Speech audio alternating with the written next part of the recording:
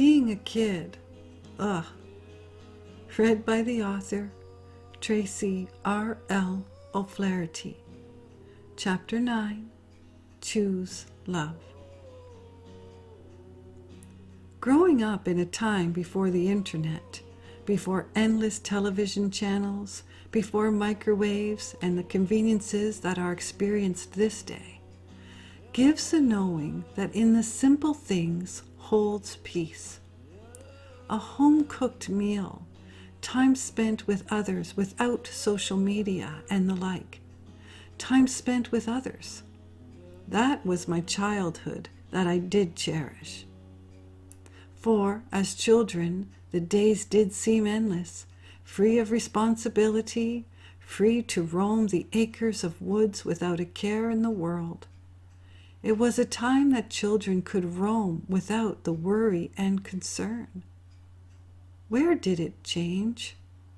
When did it change? When did we stop trusting in anything? From my perspective, there are not many children that play outside for endless hours.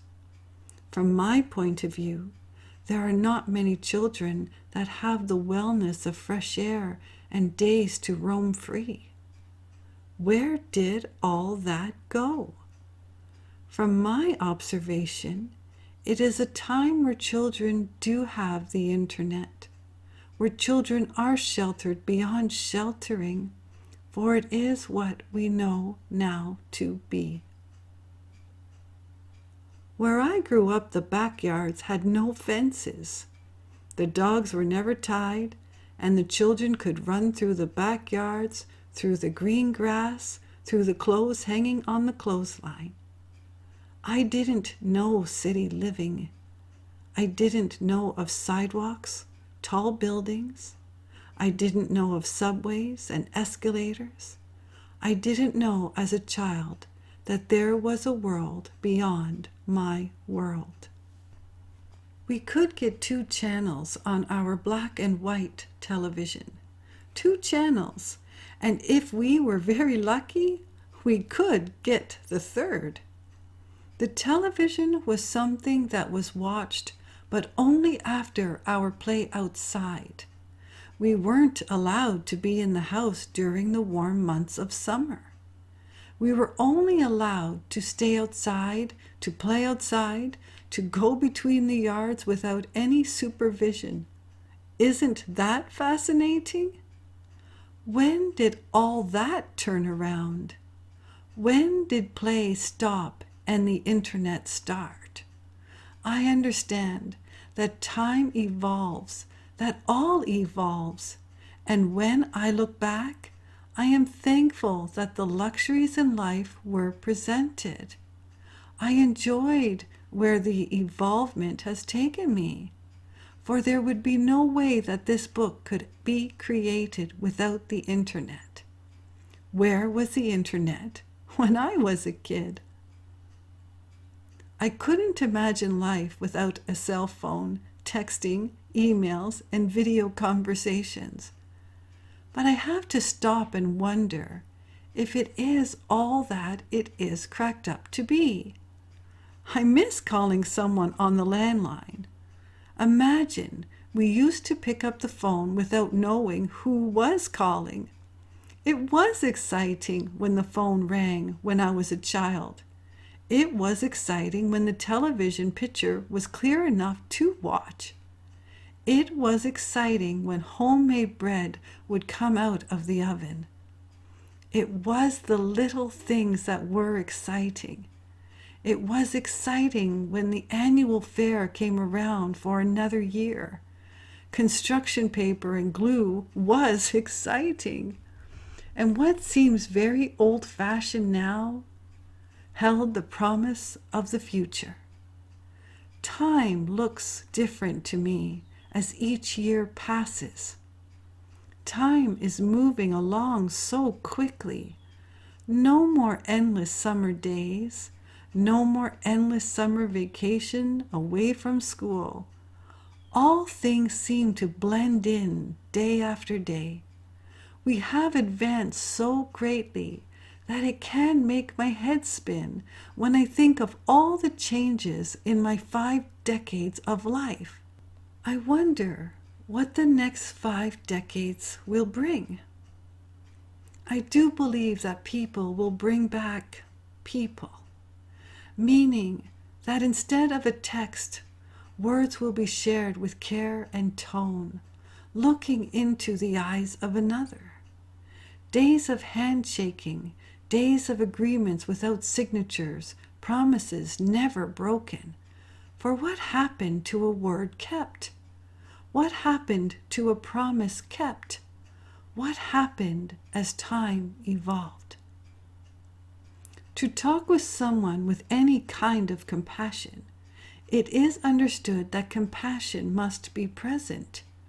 To hear the tone of another, to see the expression on one's face, to touch a hand for comfort, it is powerful. It is kind. It is the way it should be. Years ago, people could see people. We have the entire world at our fingertips, and yet we don't see people. We see the facade that people present. We see what is posted on social media. We see that there are no secrets with the internet, and yet, how much is a lie? People hurt, and I do believe there is more hurt for people now than there was in previous decades. Why do I say that? Why are the words being conveyed through me to you to speak about hurt? And I do understand that life has changed. Perhaps changed for the better. Perhaps change that doesn't feel good, but that would be up to you to decide. The words are being shared to remind our hearts that our hearts are tender, that words conveyed hold great power. Words without tone can hold great hurt. The heavens want us to understand that being mindful with our words to others is powerful.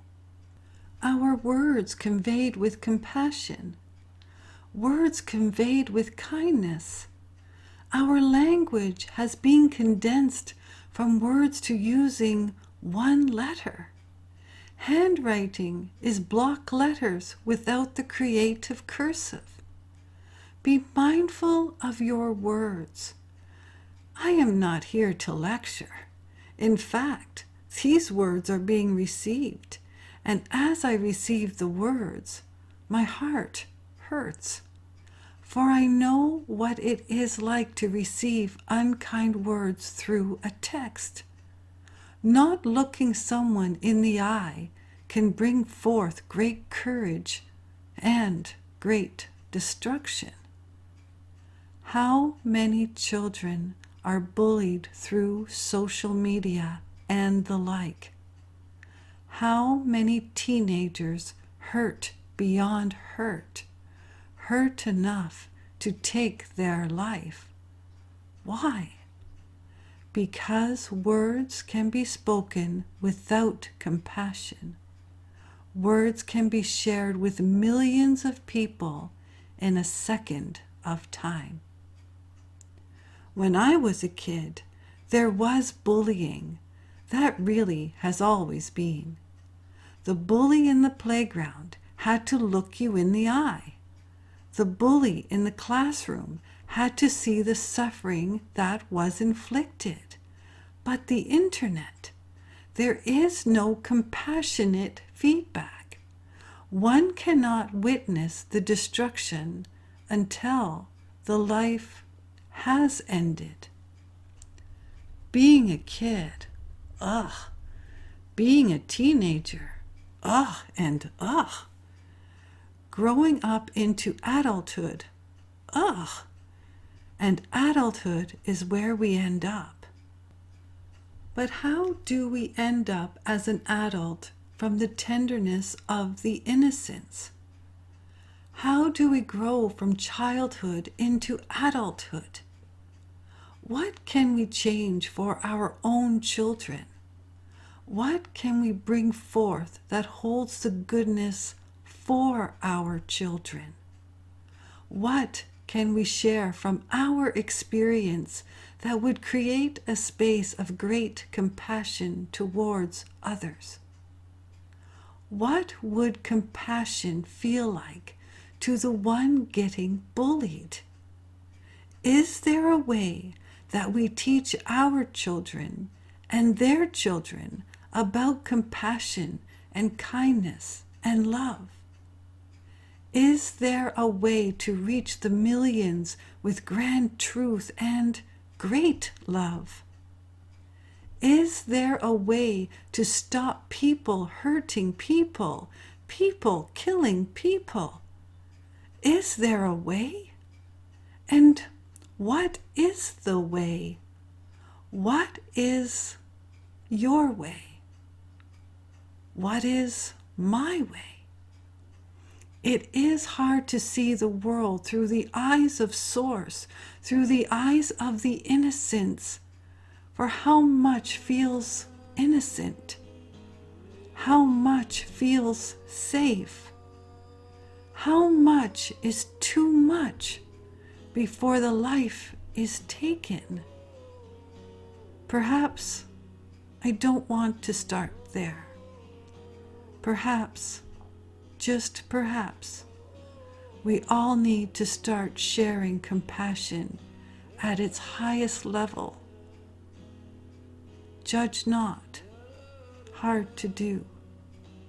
Perhaps I should start there.